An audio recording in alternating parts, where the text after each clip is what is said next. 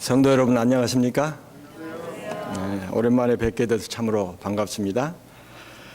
제가 오늘의 신앙 TV 방송을 여러분들이 특별히 많이 후원해 주시고 또 특별히 이 교회에서는 이준석 목사님이 방송 목사로 수고하시기 때문에 많은 설명을 드리지 않고 준비한 말씀을 제가 드리려고 합니다. 단지 여러분들이 받으신 서약서 다 받으셨죠? 이렇게 서약서 다 받으셨는데 거기에 혹시 안 받으신 분 계시면 손 들어주세요. 뒤에서 준비해서 드리겠습니다. 설교 후에 헌금 하실 때 그 헌금과 함께 여러분들 헌금 11금과 함께 이 서약서도 함께 내주시면 감사하겠습니다. 혹시 헌금을 다 준비 못하셔서 못하시더라도 이 서약서에 이름을 쓰시고 그 다음에 소속 교회 주소, 전화번호, 이메일을 적으셔서 세 가지 중에 한 가지를 여러분들에게 부탁을 드립니다.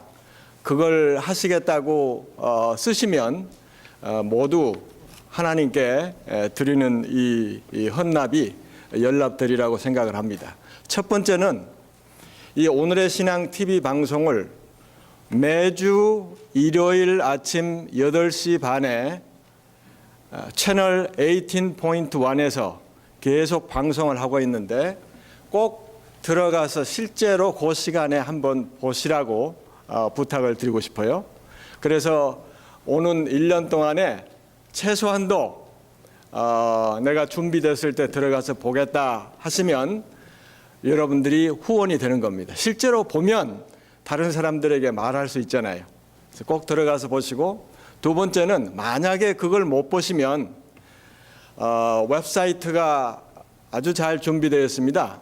faithkorea.com faithkorea.com에 들어가시면 역대 지금까지 했던 오늘의 신앙 TV 방송이 다 녹화되어서 언제든지 원하는 시간에 여러분들이 볼 수 있도록 준비되어 있습니다. 단지 저뿐만 아니라 모든 건강광자, 모든 다른 목사님들의 강좌가 다 거기에 비디오로 떠 있습니다. 요즘에는 그 비디오를 보고 실제 방송을 보고 많이 편지도 보내고 또 통신 과목도 요청하고 책자도 우리가 보낸다고 하면 다 이렇게 요청이 들어오는데 남가주에만 그동안에 국한되어 있었는데 그 웹사이트 덕분인지 지금은 아웃사이드 우리 남가주 외에 밖에 다른 주에서 오는 요청이 더 많아졌습니다. 컴퓨터 시대를 실감하게 하는 인터넷 시대를 실감하게 하는 그런 일입니다. 그래서 통신 과목이라든지 책자를 아웃사이드 스테이트에 많이 보내고 있고 편지들도 밖에서 많이 오고 또 특별히 제가 얼마 전에 가상 7연 십자가의 일곱 가지 예수님 말씀을 방송한 후에 이 LA 랭캐스터 프리슨에서 감옥에서 이런 편지가 왔어요. 제가 잠깐 읽어드리겠습니다. 그런데 이번에 또 이제 방송이 나간 다음에 계속해서 이분이 지금 팔로우업이 되고 있다는 그런 보고를 방송 목사를 통해 제가 들었습니다. 주 예수 하나님의 지극한 사랑으로 멸망의 길로 걸어가는 모든 사람을 위하여 십자가에 달리시고 사흘 만에 부활하신 예수 하나님을 지극히 사랑합니다. 저는 신배역입니다. 여러 말씀을 듣는 중 메시아라는 책자를 배부한다는 자막을 보고 부족한 이 죄인이 한 권 부탁드리는 편지 올립니다.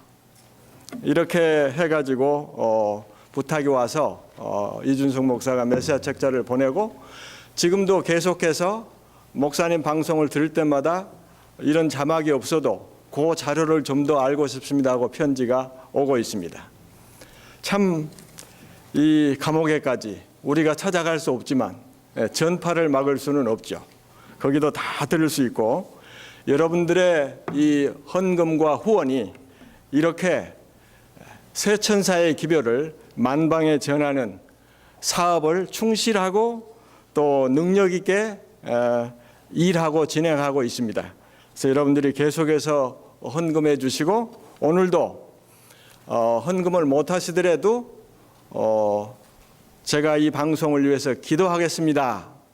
그렇게 하시면 실제로 8시 반에 시청하시고 못 하시면 웹사이트에 들어가서 보시고, 그 다음에 그것도 힘드시면 제가 이 방송을 위해서 기억나는 대로 기도하겠습니다. 그렇게 하시면 이 서약서를 내주시고, 또 여러분들이 1,000불, 2,000불, 200불, 300불, 500불, 50불, 20불 이렇게 다 있는데, 거기에 해당되는 금액이 아닐지라도 여러분들이 준비된 대로 현금이든지 체크든지 써서 함께 내주시고요. 또 이번에 못 내시면 서약하신 대로 나중에 우리 재무가 계속해서 팔로우업을 하겠습니다. 특별히 이번에는 크레딧 카드를 사용해서 내시기를 원하시는 분들에게 그렇게 할 수 있도록 계정을 마련했습니다. 그래서 그것도 재무에게 연락하시면 할 수 있도록 그렇게 되겠습니다. 꼭 기록하시고 기억하시고 설교 후에 내주시고 계속해서 여러분들의 기도와 후원을 부탁드립니다. 이 방송을 할 때 우리 보통 교인들을 대상으로 하는 방송 내용과 일반 신자들을 향해서 나가는 방송 내용이 많이 다릅니다.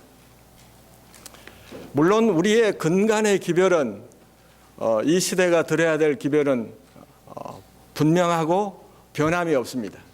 그러나 어떻게 그것을 그 사람들이 잘 알아들을 수 있도록 쉽고 분명하게 전할까 하는 것이 늘 저의 고민입니다. 그래서 우리의 방송 목사들을 위해서 여러분들이 계속 기도해 주시기 바랍니다. 특별히 제7일 안식일 예수 재림교회가 가지고 있는 이 시대의 기별은 하나님의 율법이, 하나님의 십계명이 은혜로 구원해 주시는 복음 기별과 어떻게 함께 조화돼서 나갈 수 있을까? 이것이 목사님들의 고민이고 또 특별히 저의 고민입니다. 오늘날 하나님의 율법이 홀대받고 있습니다. 세상을 보시면 성경이 말한 대로 하나님 사랑하는 것보다 세상을 더 사랑하고 돈을 더 사랑하기 때문에 온 세상은 정말 하나님의 법이 무색할 정도로 자행자지하고 사사기에 나온 대로 자기의 소견대로 행하는 세상이 되어가고 있는 것 같습니다. 그래서 성경에서도 보면은 시편 119편에 126절 이렇게 말합니다. 저희가 주의 법을 폐하였사오니 지금은 여호와의 일하실 때니이다. 정말 이 시편 기자의 기도가 절실한 때인 것 같습니다. 저희가 주의 법을 빼앗았사오니 지금은 여호와의 일하실 때니이다.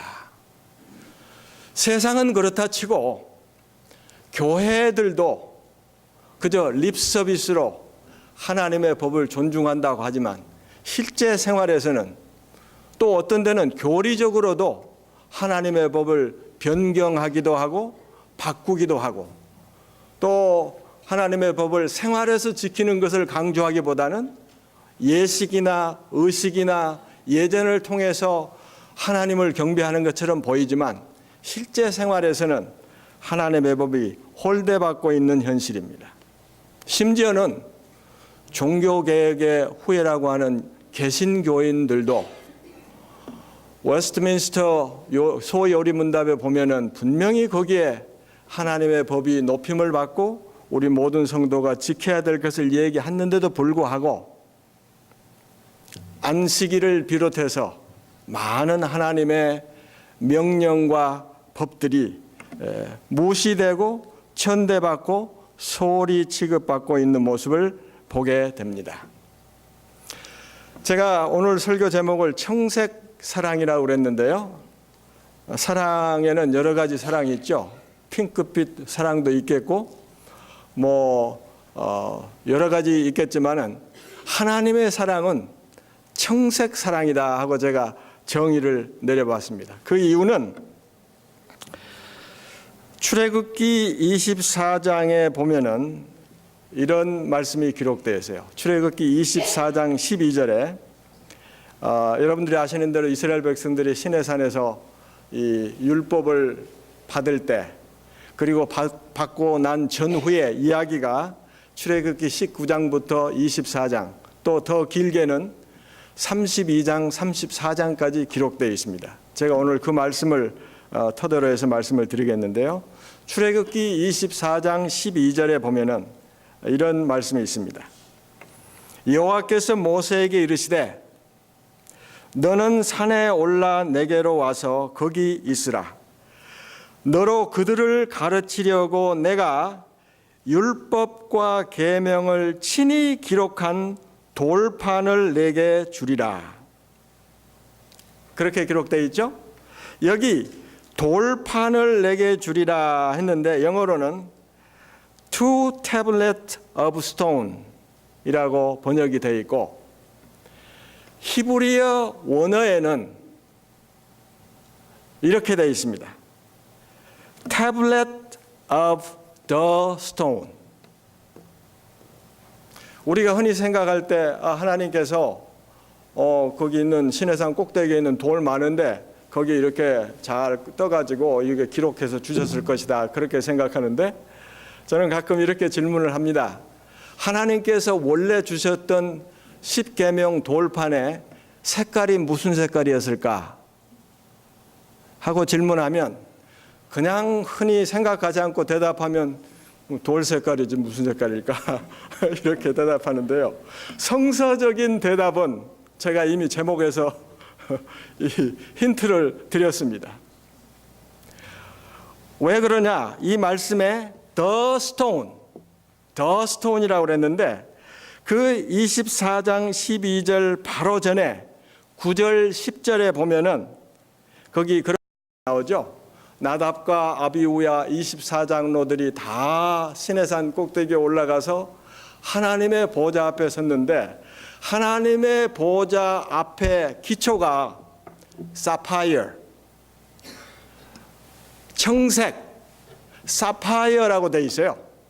그래서 그 스톤, 더 스톤이라고 말한 그 선행사, 유일한 그 돌은 사파이어밖에 없어요.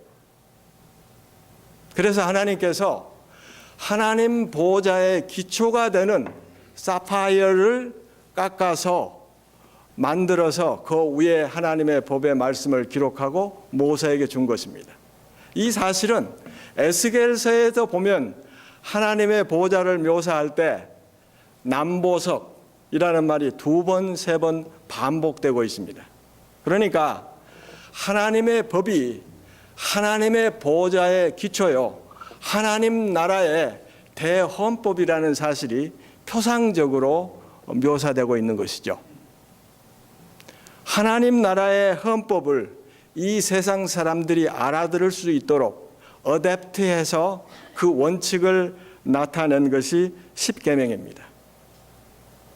왜 제가 청색을 강조했느냐? 재미있는 사실이 있어요. 요한계시록 17장 4절에 보면은 우리가 잘 아는 붉은 빛 짐승을 탄 음녀가 나옵니다. 요한계시록 17장 4절에 붉은 빛 짐승 탄 음녀. 그 여자는 자줏빛과 붉은 빛 옷을 입고 금과 보석과 진주로 꾸미고 손에 금잔을 가졌는데 가증한 물건과 그의 음행에 더러운 것들이 가득하더라. 아시는 대로 마지막 시대 타락한 교회를 대표합니다. 여자는 교회를 표상하시죠, 그죠? 성경에 구약이나 신약이나 공이 그렇게 되어 있어요. 그래서 정숙하고 맑은 여인은 참 교회, 타락한 음녀는 타락한 교회. 마지막 시대에 세상과 더불어서 교회들도 쫙하고 타락할 텐데 언제나 성경의 짐승은 또 나라를 상징하잖아요. 그래서 이 여자가 붉은빛 짐승을 타고 있어요. 나라와 종교가 연합해가지고 마지막 하나님의 참 성도들을 핍박할 것이 요한계시록에 묘사된 17장 4절이 그겁니다. 그런데 이 음녀가 입은 옷의 색깔이 특별히 묘사되어 있어요. 자줏빛, 자색이죠. 붉은빛, 홍색이죠. 출애굽기 24장부터 28장을 쭉 읽어보시면 하나님께서 모세에게 대제사장에 입는 옷을 묘사를 합니다. 에봇이라고 그러죠, 특별히. 그 에봇의 색깔은 언제나 세 가지예요. 청색, 자색, 홍색. 우리가 일반적으로 생각해도 청색은 삼원색 중에 하나이기 때문에 아주 중요한데 이상하지 않아요? 다른 색깔은 다 있는데 청색이 없어요. 참 기가 막힌 거예요.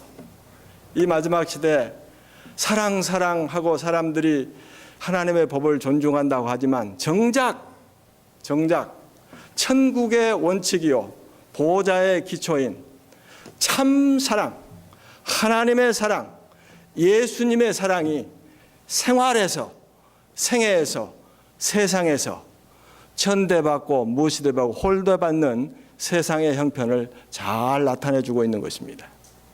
이때에 제7일 안식일 예수 재림교회가 부름을 받고 정말 어떻게 하면 하나님의 법이 홀대받지 않고 소중히 여김을 받고 우리의 생애와 우리의 말씀을 통해서 높임을 받을 수 있을까? 부름을 받았는데 제가 죄송한 말씀입니다만 제7일 안식일 예수 재림교회조차도 꼭 옛날 유대인들처럼 우리가 참 계명을 받았다.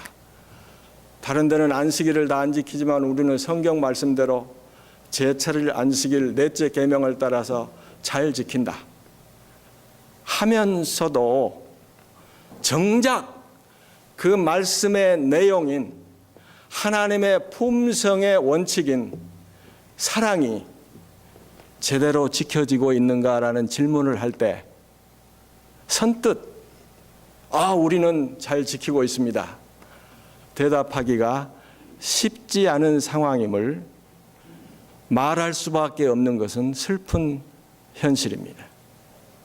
그도 그럴 것이 이스라엘 백성들이 그렇게 선지자와 모세를 통해서 하나님의 율법을 고이 간직하고 정말 지금도 성전이 없어진 지금도 유대인 회당에 가면 그들 예배는 다른 게 아니에요. 그 앞에 있는 이렇게 박스가 있는데 쉽게 말해서 그걸 열었다 닫았다 하면서 예배를 봐요.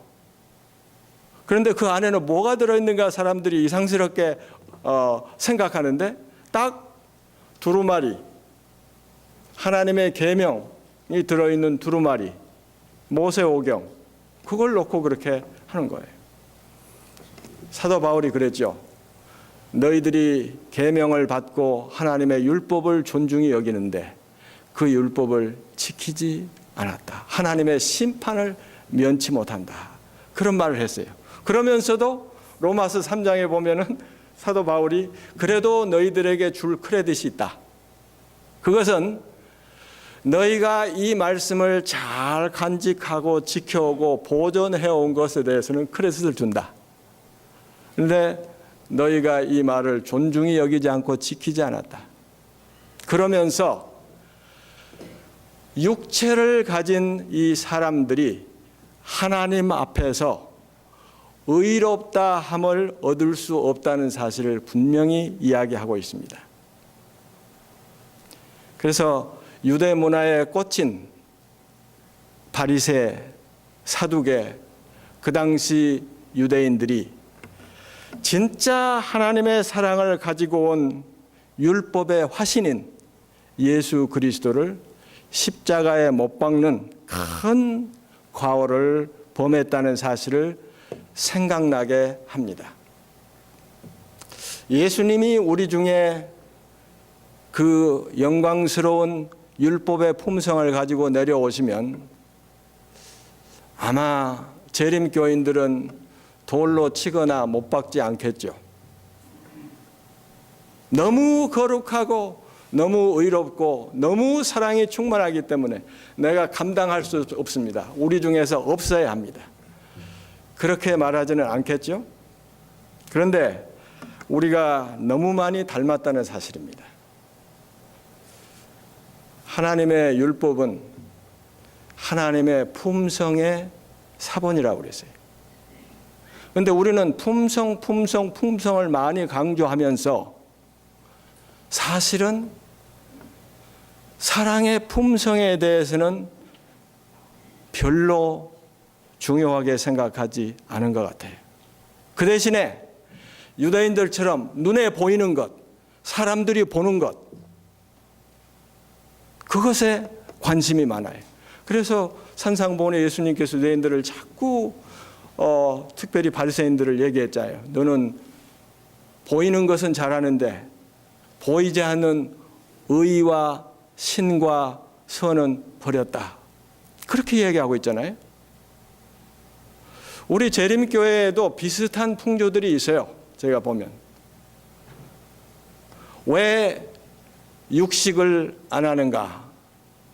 이 문제를 가지고 어떻게 의논하다가 육식은 건강에 나쁘고 또 여러 가지 신앙적인 이유도 있고 그래서 안 하는 것이 좋다 그랬는데요. 어떤 분이 옆에 있다가 번쭉 얘기를 하는데 체면상 안 먹죠.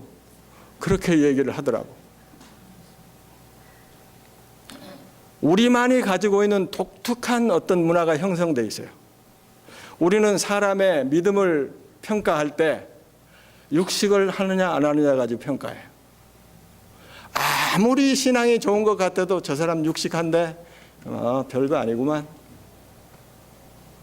그 사람은 육식은 안 하는데 생선은 먹는데 그러면 좀 낫네. 그 사람 그렇게 생겼어도 멸치도 안 먹는데 그러면 그 사람 대단한 믿음 가졌네. 웃기는 얘기예요. 웃기는 얘기. 보이는 것에 신경을 쓰면서 율법을 지킨다 나는 또 안식일도 날짜에만 신경을 쓰고 이렇게 해질 때까지 보는데 제가 여러분들의 동기를 한번 물어보겠어요. 안식일 날 금요일 해질 때가 더 즐겁습니까?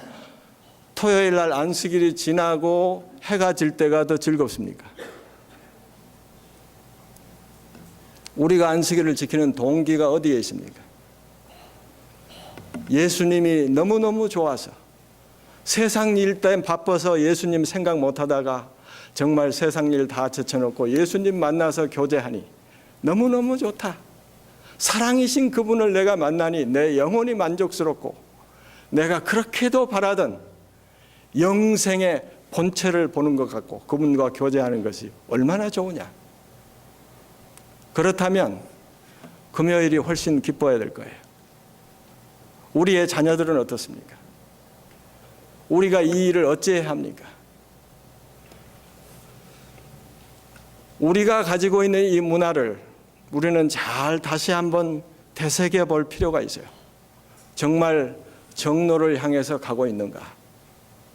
저는 오늘 이 시간에 남은 시간을 여러분과 더불어서 그러면 성경이 우리가 정말 청색 사랑, 천국의 사랑, 하나님의 품성을 그대로 완전하게는 못할지라도 우리 차원에서 세상과 다른 교회와 다른 확실하게 보여줄 수 있고 말할 수 있는 그런 사랑이 어떻게 우리의 것이 될 수 있고 우리가 그런 사랑을 살 수 있을까?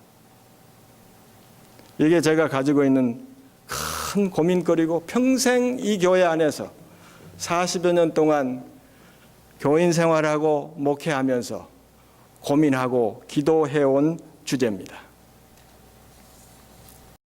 제가 언제나 하나님의 율법을 말씀을 드릴 때마다 분명히 해야 될 것은 하나님의 율법을 지킴으로 구원받을 수 없다는 사실은 너무나 분명히 해야 된다는 사실이에요.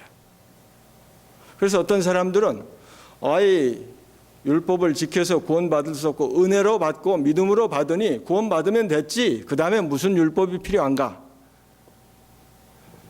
말은 맞을 수 있어요. 왜냐하면 성경을 읽어보면 율법이 폐지됐다고 말하는 부분들이 더러더러 있어요. 그 말씀은 맞는 말씀이에요. 어떤 의미에서 폐지됐는가를 아셔야 돼요. 무엇이 폐지됐는가, 그리고 무엇이 폐지되지 않았는가. 로마서에서 사도 바울이 유대인들의 참 자기 친척 골육을 위해서 마음이 아프고 괴롭다는 얘기를 하면서 그렇게 얘기를 했습니다. 의를 쫓지 아니한 이방인들이 의를 얻었으니 믿음에서 난 의요. 그렇죠? 9장 31절에 의의 법을 쫓아간 이스라엘은 법에 이르지 못하였으니, 참 이상한 말씀이에요. 의의 법을 쫓아간 이스라엘은 결국 그 법이 원하는 목적과 뜻에 이르지 못했다. 이 말씀에 재림교인들이 이스라엘 역사를 반복하지 않기 위해서는 주의를 기울여야 합니다. 저는 이 말씀의 뜻을 출애굽기 19장에서 34장에서 율법을 주신 그 배경을 통해서 확실하게 보게 되고 깨닫게 되었습니다. 시편 40편에 보면은 예수님은 이 땅에 오실 때 율법의 화신으로 오셨어요. 주여 내가 왔나이다. 주의 두루마리 책에 기록된 대로 내가 왔나이다. 주의 법이 내 심중에 있나이다. 그렇게 했어요. 그러면서 그 전에 그랬죠. 내가 주의 뜻 행하기를 즐기오니 주의 법이 내 심중에 있나이다. 그래서 주의 뜻 행하기를 즐기기 위해서는 주의 법이 내 마음 속에 있어야 돼요. 마음에는 법이 없고 사랑이 없는데 겉으로 사랑할 수는 없는 것입니다. 어디서 뽀로가 나든지 그건 뽀로가 나게 돼 있어요. 그건 마음 속에 있어야 돼요. 그런데요, 제가 그 성경절들을 다 찾지 않겠습니다. 너무나 익히 아는 사실이기 때문에. 모세가 시내산에 올라가서 하나님의 명령대로 20장에서 선포한 두 돌비를 받아가지고 내려왔는데요. 거기에 출애굽기 32장 16절에 이렇게 기록되어 있습니다. 그 판은, 처음에 제가 말씀드린 청색 두 돌판이에요. 두 판은 하나님이 만드신 것이요. 그렇습니까? 하나님이 만드신 것이요. 글자는 하나님이 쓰셔서 판에 새기신 것이더라. 그러니까 판도 하나님이 만드셨고 글자도 하나님이 쓰셨어요. 이것은 우리 주 예수 그리스도를 상징하기에, 율법의 화신으로 오신 그분을 상징하기에 적합한 상징입니다. 이 땅에 예수님께서 오실 때 여러분과 저처럼 유전 법칙을 따라서 태어나지 않으셨어요. 성령이 충만해서 잉태하시고 태어나시는 분은 한 분밖에 없어요. 그래서 여자의 후손의 씨는 예수 그리스도예요.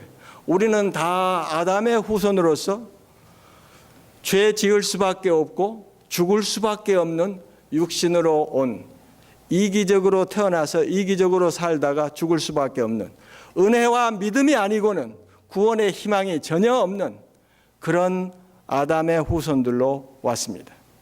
근데 예수님은 달라요. 성령 충만을 가지고 하나님이 예비하신 그 몸과 그 마음, 그 법, 그 사랑 기록된 채로 오셨어요. 근데 놀라운 사실이 벌어져요. 이 첫 돌판을 받아가지고 모세가 내려오면서 참 얼마나 시간이 지났는지 모르겠어요. 너무나 짧은 기간이었어요. 이스라엘 백성들이 금송아지를 만들어 놓고 춤추고 떠들고 애굽에서 인도해낸 신이 이거다 하고 그렇게 금송아지를 경배하고 있을 때 모세가 여호수아가 내려오다가 어떻게 했어요? 모세가 그 두 돌판을 산 꼭대기에서 골짜기로 던져서 그 돌판이 깨졌어요. 예수 그리스도가 완벽한 하늘의 사랑을 가지고 태어나시고 33년 동안 반 동안 생애하시고 그 율법을 이루셨어요. 이 율법이 무엇인가에 대해서 하나님을 어떻게 사랑하는 것이고 하나님의 백성들을 어떻게 사랑하는가를 몸과 마음과 뜻을 다해서 주 하나님을 사랑하고 내 이웃을 내 몸과 같이 사랑하라는 것이 무엇인가를 생애를 통해서 보여주셨어요. 예수님의 생애는 일반 세상 사람들이 말하는 소위 위대한 스승들 그런 사람들의 생애와 다릅니다. 도덕적으로 비슷한 면이 있기 때문에 사람들이 예수를 4대 성인, 3대 성인 가운데 한 사람이라고 하지만 아니에요. 전혀 다른 면이 있어요. 예수님은 이 땅에 오셔서 사복음서에 충만하게 여러분들이 보시는 대로 맥없고 빽없고 가난하고 병들고 쓸모없는 사람들만을 찾아다니면서 봉사하신 느낌이에요. 그런 위대한 성인들이 어디 있었습니까? 그분의 생애는 유니크해요. 달라요. 사랑은 이런 것이다 하고 말씀하신 것이 그분의 생애였어요.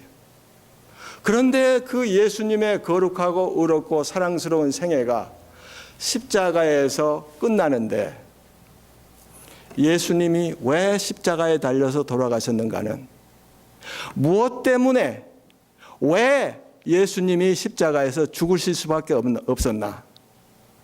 그건 이스라엘 백성들이 잘 말해주고 있어요. 왜 그 거룩하고 표준 높은 하나님의 율법이 깨질 수밖에 없었는가? 그 율법이 깨지지 않으면 이스라엘 백성들이 전멸합니다. 그 자식들을 살리기 위해서 자기가 죽은 거예요. 하늘의 표준이 그대로 시행되면 이 땅에 살아남을 사람 한 사람도 없는 거예요. 부모하고 자식하고 싸우면 누가 이긴다고요? 언제나 자식이 이깁니다. 언제나 자식이에요. 이 내 자식 살리기 위해서 부모가 죽는 희생을 감수할 수밖에 없었던 것입니다. 그래서 이 죄인들, 당장 죽어 멸망받아야 할 이 죄인들을 용서하고 살리기 위해서 율법이 깨진 거예요. 이것이 정죄함을 받지 않는 하나님의 은혜요, 하나님의 은혜를 믿는 믿음으로 구원받는다는 말씀의 의미입니다. 그래서 사도 바울은 이것을 깨닫고 그러므로 그리스도 예수 안에 있는 자에게는 결코 정죄함이 없느니라. 율법은 살아있고 나는 죄인이지만 정죄함이 없다는 얘기를 한 것입니다. 율법이 없어진 게 아니에요. 그 원칙인 사랑이 없어진 게 아니에요. 그 높은 표준 그대로 유지하기 위해서 정죄함이 없는 십자가를 세우시고 심장파열로 돌아가신 것이 십자가입니다. 이 얘기를 사도 바울이 하고 있는 거예요. 새 언약이라는 말을 하고 있는 거예요. 옛 언약에서 살아남을 수 있는 사람은 한 사람도 없어요. 새 언약이 무엇이냐? 하나님께서 모세에게 이야기를 전에 돌판과 똑같은 돌판을 깎아 만들어서 내게로 가지고 오라. 그래서 출애굽기 19장부터 34장 사이에 보면은 모세가 그걸 기억하고 생각해내서 상당히 그 구체적으로 생각하면 고민했을 거예요. 그 크기가 얼마였던가? 무슨 색깔이었던가? 어떻게 생겼었지? 아마 상당히 깊이 살펴보았을 거예요. 그런 다음에 비슷하게 깎아 만들어서 가지고 올라갔습니다. 이 이야기가 출애굽기 34장 4절에 나옵니다. 모세가 돌판 둘을 처음 것과 같이 깎아 만들고 아침에 일찍이 일어나 그 두 돌판을 손에 들고 여호와의 맹대로 시내산에 올라가니, 그래서 시내산에 올라가서 40일 40야를 먹지도 않고 마시지도 않고, 이것도 불가사의한 일이죠. 금식하면 마시기라도 해야 되는데 먹지도 않고 마시기도 않고 40일 40야를 여호와 앞에서 있었어요. 그때 하나님께서 그 돌판에, 이제는 하나님이 만드신 게 아니에요. 사람이 만드신 그 돌판에 하나님의 법을 기록하셨는데 그 법은 전에 것과 같은 것일까요? 다른 것일까요? 거기 말씀에 보면 똑같은 하나님의 말씀을 전에 것과 같이 거기에 기록하셨어요. 그래서 옛 언약과 새 언약은 법이 달라진 게 아니에요. 그래서 히브리서나 예레미야서나 에스겔서 읽어보면 새 언약을 얘기할 때마다 내 법은 똑같아요. 돌판에 그대로 둔 게 아니고 너의 마음에, 너의 생각 속에 기록하리라. 무엇으로? 성령으로. 그래서 예수님께서 십자가에 달리시고 부활하신 후에 사도 바울이 고린도후서 3장 4장에 보면은 참 기가 막힌 말씀을 하고 있어요. 돌비가 아니고 육의 신비에 하나님이 성령을 통해서 기록하리라 하는 얘기를 계속해서 반복해서 하고 있어요. 그래서 여기서 하나님이 하실 일과 우리가 하실 일이 분명합니다. 우리가 해야 될 일은 육의 신비, 이 땅에서 태어난 거예요. 이 신비를 가지고 모세가 하나님께 나가듯이 나가는 거예요. 나가는 일이 필요해요.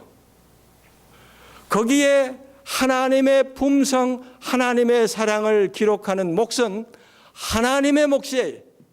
That's his business. 품성은 여러분과 제가 결정하는 게 아닙니다. 아, 이렇게 하면 이게 품성이 좋게 보이겠지, 잘 보이겠지. 천만의 말씀이에요. 품성에 관한 전적으로 하나님의 전권이에요. 그건 그분의 성령을 통해서 그분의 원하는 대로, 그분의 원하는 방법대로, 그분의 원하는 시간을 따라서 우리 안에 기록하시는 거예요. 우리가 할 일은 나가는 거예요. 그건 현대말로 말하면 어떻게 말하면 되겠느냐 하면요. 이스라엘 백성들이 광야를 지나가다가 불뱀을 만났을 때 하나님께서 모세에게 장대에 놋뱀을 달고 지금 독이 뱀에 물려서 죽어가는 백성들에게 불뱀을 쳐다보라. 장대 위에 노뱀을 쳐다보라. 민수기 21장에 보면 쳐다본 즉 살더라. 그런데 쳐다보다는 말이 단순히 힐끔 보는 게 아니에요. 이게 나바트라는 히브리 말을 썼는데 이것은 심사숙고해서 주시하다. 예수님께서 니고데모를 만나서 대화할 때 그렇게 했죠. 깨닫지 못하고 계속해서 질문만 반복하니까 모세가 광야에서 뱀을 든 것처럼 인자도 들려야 하리니 누구든지 저를 믿는 자는 심판에 이르지 아니하고 영생에 이른다는 얘기를 하고 있습니다. 바라보는 것은 믿는 것과 같습니다. 믿는 것은 단순히 그냥 믿습니다 해서 되는 게 아니에요. 아니, 믿음은, 진정한 성성적인 믿음은 믿음의 대상이 선물로 주는 것입니다. 사람도 마찬가지예요. 여러분들이 어떤 사람에 대해서 믿느냐 안 믿느냐는 그 사람이 내게 주는 것이지 내가 저 사람 믿어야지 해서 믿어지는 게 아니에요. 성경에 보면은 믿으라고 했으니 믿어야지. 뭐 믿습니다 해서 수만 번 반복하면 그렇게 해서 생긴 믿음은 하나님이 주신 게 아니게요. 세뇌작용이에요. 세뇌작용. 속지 마세요. 하나님을, 예수님을 성경에서 자꾸 들여다보고 읽고 배우다가 보니까 믿고 싶어졌어요. 신뢰할 만해요. 내가 죽어도 살리실 수 있는 분인 것이 믿어졌어요. 이 세상에서 다 죽었다 살아난 분이 없는데 이분은 죽었다가 살아나신 분이고 나를 믿는 자는 죽어도 살겠고 영생하리라 하신 이 말씀이 그분을 읽고 보고 쳐다보고 배우다가 보니까 믿어졌어요. 이 믿음 누가 준 거예요? 예수님이 준 거지요. 그래서 믿음은 선물이라고 말하고 있는 것입니다. 화이트 부인은 대쟁투에서 사람이 변화되는 것은 지적으로 영적으로 바라보는 것이다. 바라봄으로 변화되는 것이 지적으로 영적으로 변화의 법칙이다. 그렇게 말씀하시면서 오늘날 신자들이 하나님을 바라보는데 너무 많이 시간을 보내지 않는다. 단순히 말씀 잠깐 읽고 설교 듣는 것만으로는 부족하다.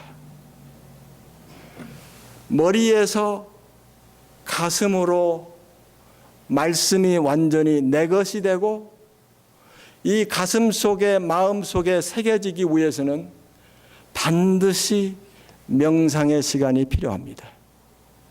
말씀 묵상. 이것은 그리스도인에게 필수적입니다. 왜 나는 많이 알고 있는데 가슴은 뜨겁지 않지? 어쩌면 제7일 안식일 예수 재림교인들의 고민과 괴로움이 여기 있는지 모릅니다. 성도 여러분, 이 마지막 시대에 마지막 하나님께서 원하시는 성도도 살기 위해서 반드시 말씀 묵상이 필요합니다. 예수님을 바라보는데 시간을 보쳐야 합니다. 그것만이 하나님께서 우리에게 원하시는 그 나머지 일은 내가 다 하겠다. 모세가 40일 40야를 먹지도 마시지도 않고 하나님 앞에 어떻게 서스테인 할 수 있었을까요? 예?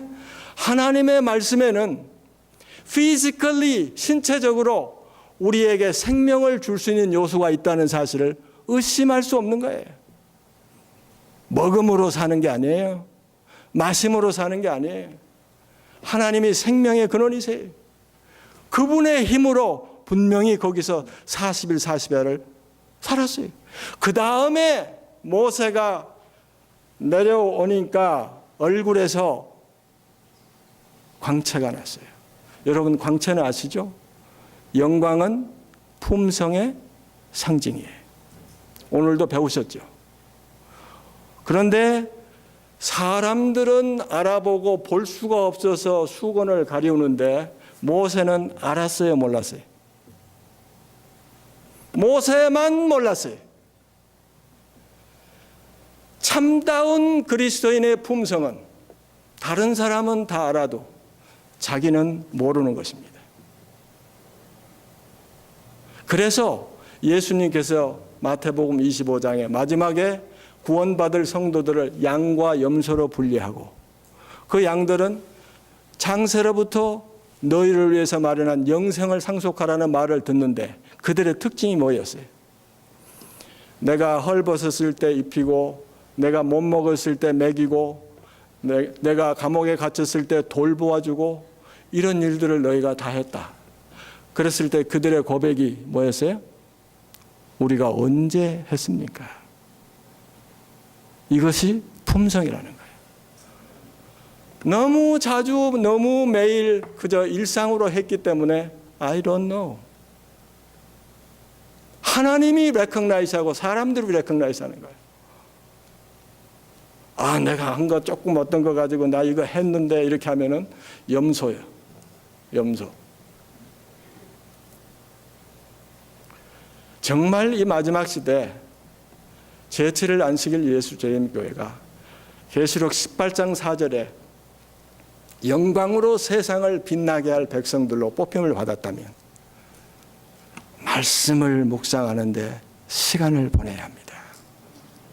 오늘날 바벨론은 두바이에 빌딩 올라가는 것이 아닙니다. 그건 옛날 얘기예요. 오늘날 바벨론은 예수 그리스도를 바라보는데 시간이 없어서 바쁜 것, 그것이 바벨탑입니다. 제가 이 말씀을 따라서 언제부턴가 말씀 묵상하는 것을 시작했습니다. 화이트부인이 실물교훈 193페이지에서 그렇게 말씀했어요. 한 죄인의 가치를 무엇으로 평가할 수 있겠는가? 그 한 영혼의 가치를 알기 위해서는 겟세마네 가보라. 그리고 십자가에 가서 나의 하나님, 나의 하나님, 어찌하여 나를 버리셨나이까 하는 예수 그리스도의 울부짖음을 들어보라.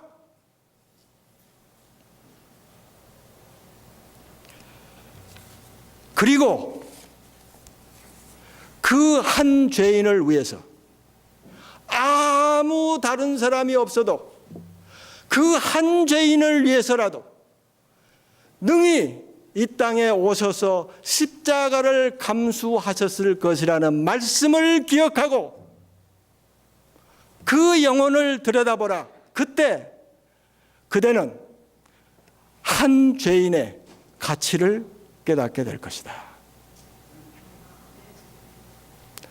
저는 이 말씀을 묵상하면서 머릿속에 담고 반복해서 읽고 머릿속에 담고 한밤중에 별빛이 쏟아드는 가서 한 영혼을 위해서라도 예수님께서 오셔서 십자가의 고통과 죽음을 당하셨다고 하시는 말씀을 듣고 저는 맨 먼저 그 한 영혼이 나라면 이 말씀을 생각도 하기 전에 감당할 수가 없었어요. 압도돼가지고 아니 나 같은 죄인 한 사람을 위해서 그렇게 예수님이 모욕과 고통과 괴로움과 고민당하시고 죽으실 수 있다고요? 아니 죽으셨다고요? 아시지 않습니까? 하나님, 내가 얼마나 못된 인간인지, 얼마나 이기심이 많은 사람인지, 어렸을 때부터 예수님 믿는다고 하면서 목사한다고 하면서도 늘 자기 것만 찾는 그런 사람인 줄 아는데 어떻게 그 죄인 한 사람을 위해서 그런 일을 감수할 수 있다니요? 말이 됩니까? 도무지 진전이 안 돼요. 묵상이 진전이 안 돼요. 근데 말씀을 믿어야죠. 그 다음에 드는 생각은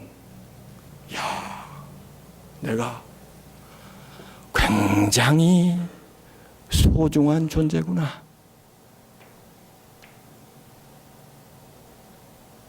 아니, 이 우주에 이렇게 고유하고 소중한, 내가 지금까지 너무 내 자신을 홀대했구나.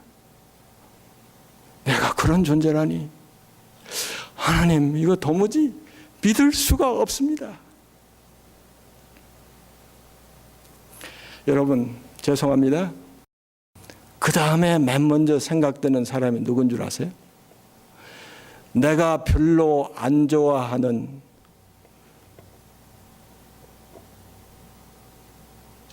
용서하세요. 장로님 생각이 났어요.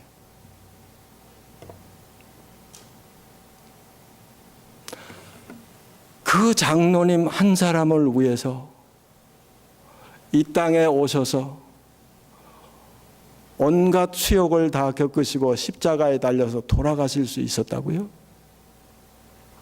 하고 생각하니까 그 장로님이 완전히 다르게 보이는 거예요.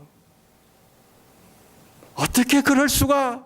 그 다음에 드는 생각은, 야, 그분도 나처럼, 하나님 앞에서 나처럼 소중하고 귀한 존재구나 하는 생각이 들고요.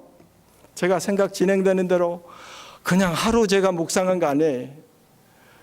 달밤에 혼자 이렇게 나가면 집들이 많이 있고 사람들이 많이 왔다가 해도 아주 집중할 수가 있어요.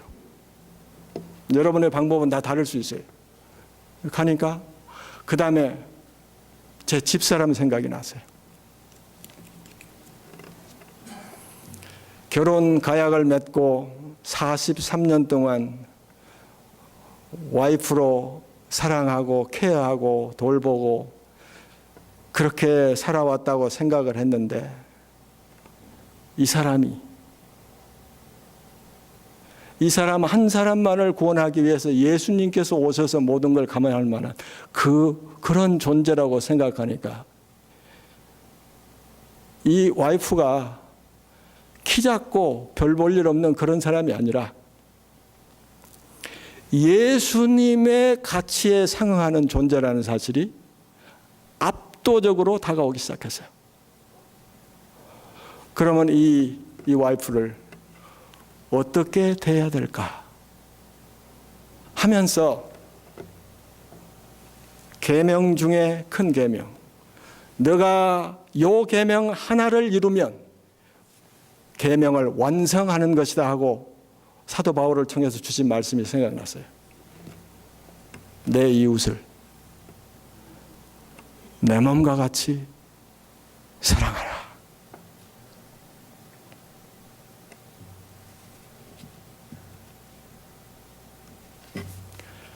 제7일 안식일 예수재림교회가 정말 여기에 있어서 다른 모든 외적인 것보다도 진실하게 내 개인의 생애에서, 내 가정생활에서, 내 사회생활에서, 내 직장생활에서 이 하나님의 사랑의 율법이 가슴 속에서부터 회복되는 부흥과 개혁이 있어야 되겠다는 것입니다.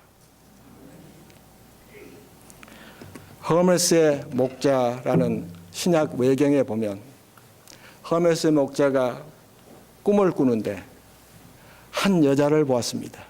여자는 교회죠. 그런데 이 여자가 날이 갈수록 계속해서 늙어가는 거예요.